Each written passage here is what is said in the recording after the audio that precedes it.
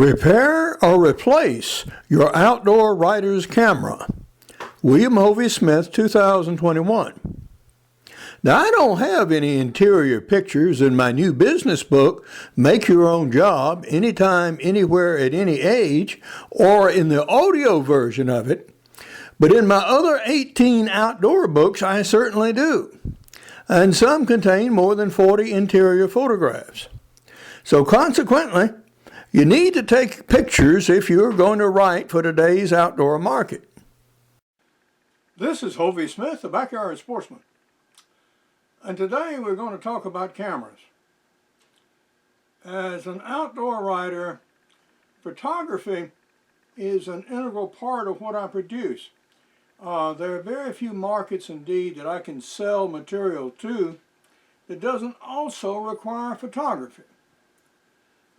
Time was, once upon a time, when people like Charles Eliot were writing, there would be a photographer assigned to his gigs, sometimes.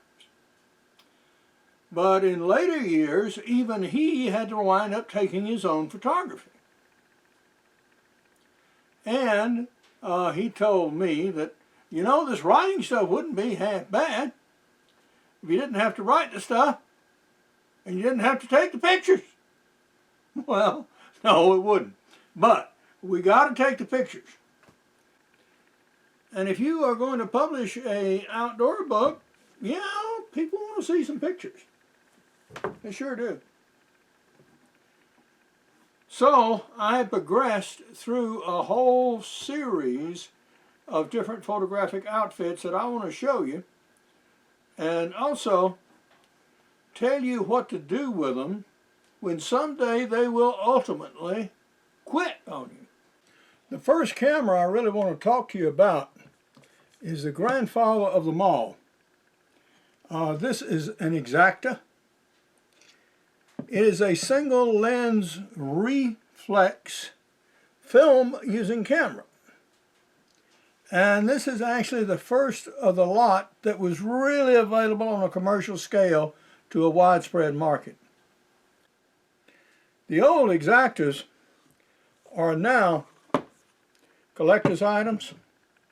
First off, they use 35mm film.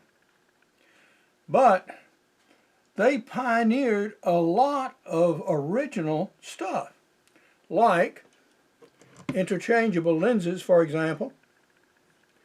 This is an ordinary 50mm, and this one from Meyer Optique is a 250mm lens, and this is a set of extension tubes which allows you to take extreme close-ups.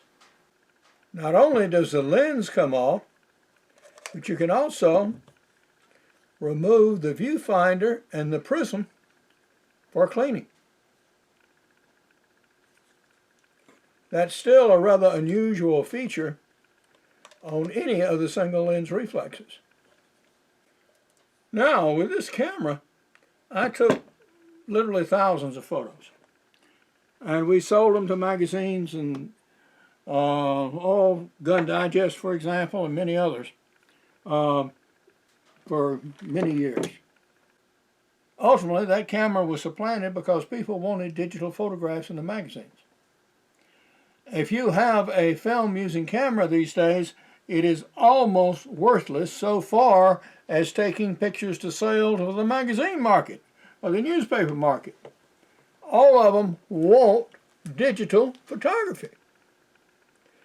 And so hence, that's where this Minolta came in. This was my first digital camera. And it uses a variable length lens, which was a very valuable feature in the day. And it has some other unique features in that you can look at the viewfinder in various different directions, from both the back and the top. And it used a memory card. Large. One of the problems with the early digital cameras was their pixel size. And as technology advanced and memory chips advanced, you could get more and more pixels. And that's, of course, what the editors wanted. You got to have those pixels, guys. So, Canon came out with their EOS line of cameras, and this is one of them. And this was the first of the Canon series that I owned. It also used the large size of memory card, as well as a special Canon battery, this style. Now look at it fairly closely because you'll see some differences shortly.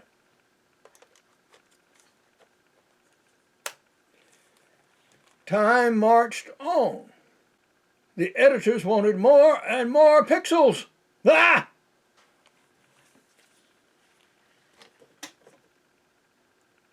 So, another Canon. Also a Rebel, also an EOS, but a more advanced models. And this gave me more pixels, which did for a while. It also has interchangeable lenses. So the lenses that I had for this camera, I could also put on this camera, which was an excellent feature. Because typically before, every time you change cameras, you had to buy a whole new bunch of lenses. Well, that's true even today, if you change brands, if you went to Nikon rather than a Canon. But because these were reasonable cameras and also reasonably inexpensive, these Canons were bought by a lot of us outdoor writers. They were available, they were portable, etc., etc., etc., and we used the blazes out of them. All mechanical things do sometimes fail, and that camera has developed problems. For a while, it had been reported that the lens contacts were dirty and needed cleaning. Well, I tried, but I wasn't able to resolve that problem. And then ultimately, more recently, it said it would not read the memory card any longer. So it was absolutely useless. I needed to take some pictures the next day. So what do? Well, you go down and you buy another camera. Well, I could have. They have Canons at Walmart, by the way. But I looked around on the net and I found a supplier who was selling Canon cameras. This is also an EOS. It's also a Rebel, but it is an updated model. Consequently, its pictures have more pixels. And it also has a feature that was once very expensive, and that you can also take video with this camera. Could not with this one. Another significant feature is that your image actually appeared on the screen before you shot it. On the older model, although called the same, the image only appeared after you shot it. So you could see a larger frame of your image here as well as through the viewfinder. Otherwise, the mechanical features are the same, although the camera is slightly swollen, if you like, in dimensions over this one. It just feels a little different in the hand. It's not quite so ergonomic. It needs to be a little thinner over here, or because just that's what I'm used to. But it will take all the old lenses, which is the important thing. Now, when you buy a new camera set, oftentimes the vendor will package it, and you'll get a new lens with the camera, and he can get a special buy on these lenses because he's buying in bulk. And so you can buy the lenses as part of a set for a cheaper price, and you can buy them separately. And that's how I got this lens here, as I recall. Now this is a variable lens. It's 25 to 135. So that's a very valuable kind of flexibility to have in a lens. And I've used it a lot and I've beat it up. But I can get this lens repaired. This one is a fixed focus 200mm lens, but it's interchangeable with this. And then this is a standard 50mm lens. But again, I did not have to buy these lenses. Now, one thing different. You have batteries. Well, you had them before in two others. But this battery uses different connections than either of the other two. Whew. So thank goodness they sent a peculiar charger to charge this battery. Same model cameras, so they say. All of them use different batteries.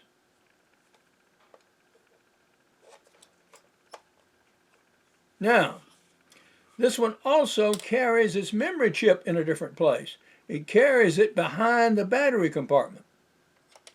And it was furnished with a 32 gigabyte memory chip, which is in the camera right now. And the reason that's significant is this camera will take video, and video eats up a lot of memory in a hurry. Whereas otherwise, shooting just still pictures, I was able to get by with an 8 gigabyte in this camera. So,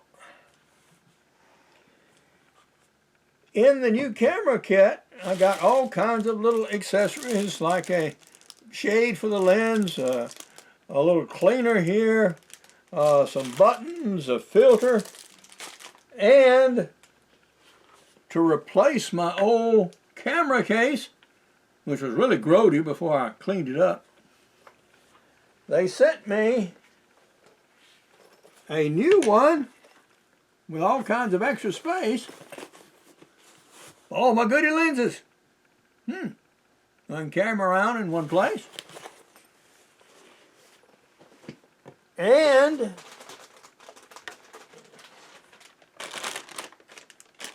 a brand new little tripod. Now these tripods aren't worth very much, but they're worth something, I guess. But, so they gave us some goodies. Now, in the meantime, what am I going to do with these old cameras? Which for various reasons don't work anymore. This one is beyond the pale, I think. Although, yes, it could be repaired, its pixels are so low that I can't see putting another $200 in this camera. If somebody wants this body to play around with and take a few pictures, they can, and I'll happily sell it to them.